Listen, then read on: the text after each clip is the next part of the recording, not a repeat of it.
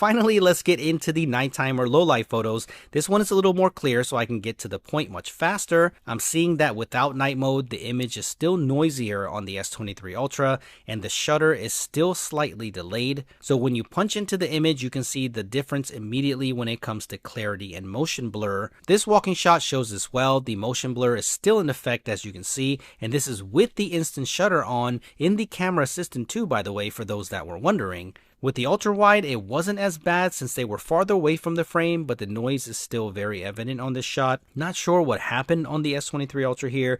After updates, I did notice there's better foreground detail, which I'm very happy about. Take a look at the ground here. The S23 Ultra is sharper. Look at this cropped in version. You can really see the difference in the detail that is picked up by the S23 Ultra, so this is a good thing. I did see this multiple times. Take a look here on the ground. Same thing, so this was looking very promising. Again, there is more noise in the sky and the noise reduction is better on the iPhone, but I was glad to see this improvement happen. But there's a caveat here. When night mode is engaged, you will notice that it goes in the opposite direction. The softening happens again, so the foreground is looking softer again while the iPhone sharpens it up all around. If you crop in, you can see there is a huge difference, so it looks like more software tuning is needed to fix this. If you look on the Samsung shots, there is almost too much noise reduction, giving it a halo effect to the image. Look at how soft the bricks are here again on the ground. I took this image again just to make sure it wasn't me, but the same results on the second shot as well.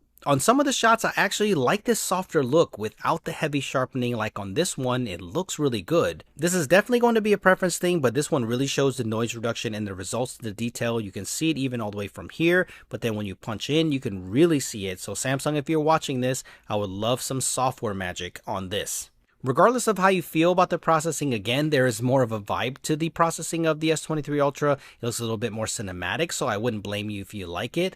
What's funny is in this 3x portrait shots, the textures are sharp. Take a look at here. So I know it's definitely a software thing. Here's another 3x portrait mode shot, and they both do a great job, so no complaints here, especially for how dark it was.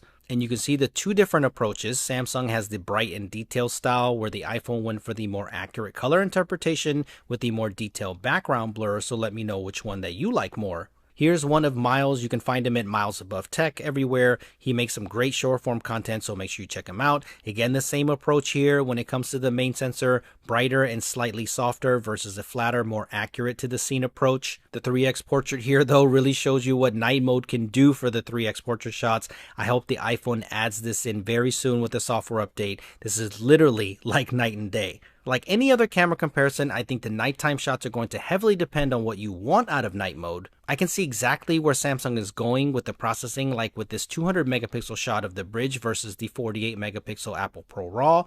It's a more punchy and eye-catching interpretation, which I think the general public would pick in a blind test. You do lose some of the dynamic range again on the S23 Ultra, so that equates to smoother overall processing on the iPhone, but I think we have learned that brighter and more colorful is usually the winner with the customers, so I believe that both have their strengths and weaknesses, but I almost believe there will never be a perfect camera. It's just what camera fits your lifestyle best and what features you actually use and what you will never use. Look at the cityscape shot. Let me know which one that you like better, the brighter, more day-like picture or the flatter, more natural shot. I am glad to report that I was getting a lot of banding in the sky before the update, especially with the 200 megapixel shots, but it looks like that is improved here from my testing so far. Now, what I would love to see is maybe something like a degree of night mode choice as a default, maybe a natural or bright toggle setting for night mode, and then if you wanted to switch it, you can do that in the editor. Now, that would be awesome. But even in its current state, there are plenty of good things about the processing on the S23 Ultra, especially on the shadow detail side of things. Look at this one. The tree is pretty much lost on the iPhone 14 Pro Max, but on the Galaxy S23 Ultra, the color is even retained on that tree with plenty of detail. Here is a crop in to see exactly what's going on with the photos in terms of sharpness and detail. Even though this is a blurry shot on the S23 Ultra, the glass panels are not a solid blue color that is interpreted by the iPhone.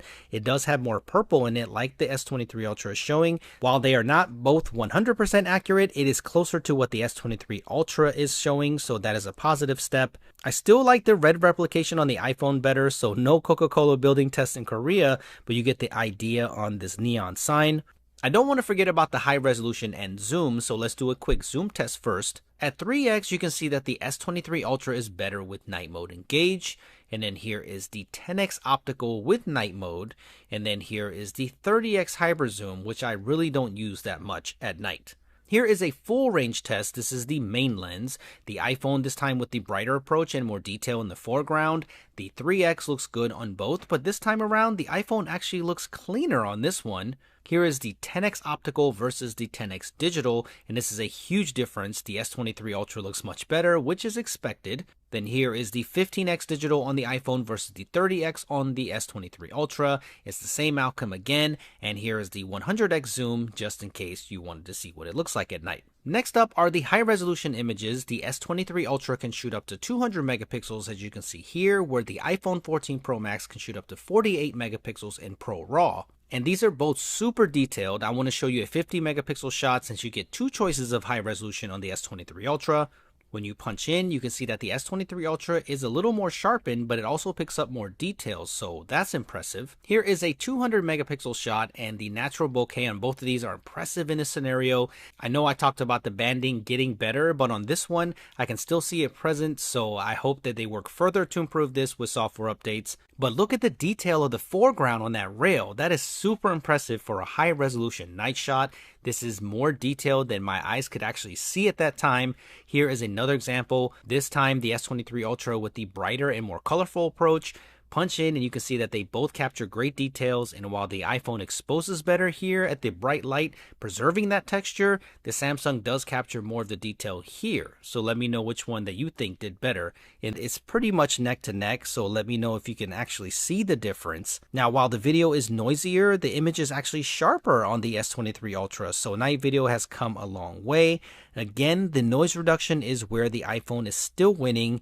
You really can't see this until you punch in. Now you can see the noise pretty clearly in the sky, where the iPhone, it's really clean, so I think this is the biggest differentiator. This makes a big difference to me, but for some of you, you might not care, but this is why the iPhone is always my go-to video camera at night recording. When it comes to the 3x telephoto lens video recording, there is more noise on the iPhone than the main sensor, obviously, but it's still noticeably better with less artifacting, so this is what makes the iPhone still the best for video, but the difference in lens flaring is huge.